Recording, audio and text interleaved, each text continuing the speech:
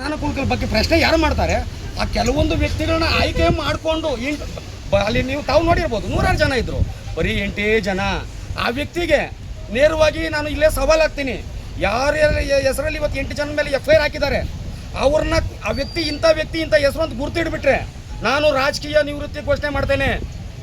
ಆದರೆ ಇದು ರಾಜಕೀಯ ಪ್ರೇರಿತವಾಗಿ ಶಾಸಕರು ಉತ್ತರ ಕೊಡಬೇಕಾಗುತ್ತೆ ಅಂತ ಇದನ್ನು ಏನು ಧಮಕಿ ಹಾಗೂ ಭಯ ಬೀಳಿಸುವಂಥ ಕೆಲಸ ಮಾಡ್ತಾ ಇದ್ದಾರೆ ಕಾಂಗ್ರೆಸ್ನವರು. ಇದು ನಿಮ್ಮ ಕನಸಲ್ಲೂ ತಿಳ್ಕೊಬೇಡ್ರಿ.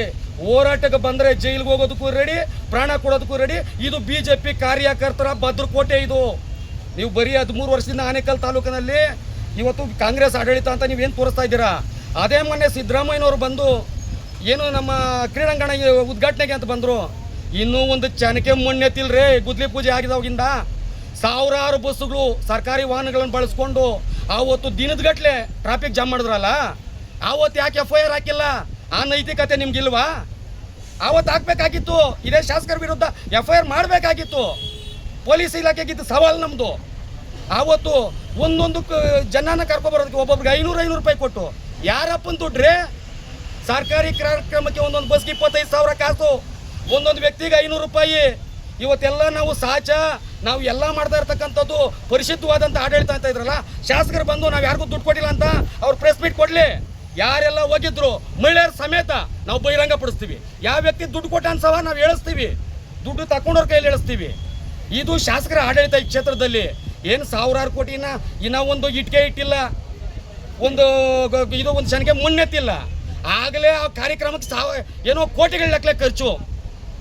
ಏನು ಆಡಳಿತ ಮಾಡ್ತಾ ಇದ್ದೀರಾ? ಏಕಚಕ್ರಾಧಿಪತಿ ಆಳ್ವಿಕೆನ ರಾಜಕೀಯ ಕುಗ್ಸೋದಕ್ಕೋಸ್ಕರ FIR ಮಾಡಿದಂತ ನಿಮ್ಮ ಆರೋಪನ. ಈಗ ಏನು ಇವ್ರು ರಾಜಕೀಯ ನಾನೇ ಮೊನ್ನೆ ಹೇಳಿದ್ದೀನಿ ಮಾತಾಡಿದಾಗ, ಇಷ್ಟು ದಿನ ನಾವು ಯಾವ ಪ್ರಶ್ನೆನೂ ಮಾಡಿರಲಿಲ್ಲ. ನಾವು ಕಣ್ಣಿಗೆ ಬಟ್ಟೆ ಕಟ್ಕೊಂಡು ಗಾಂಧಾರಿ ಧೃತರಾಷ್ಟ್ರ ರೀತಿ ನಾವು ಆಳ್ವಿಕೆ ನಡೆಸಿದ್ದೀವಿ.